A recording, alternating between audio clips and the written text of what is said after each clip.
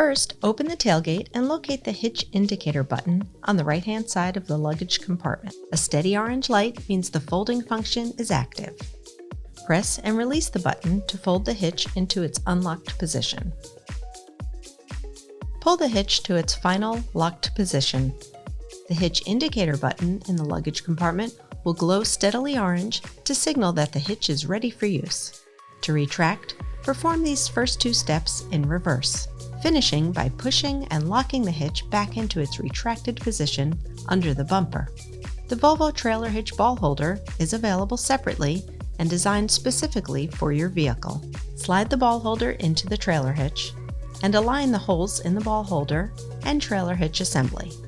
Once aligned, slide the locking bolt through both holes. Then insert the R-shaped cotter pin into the hole at the end of the locking bolt. Your trailer hitch is now installed and ready to use.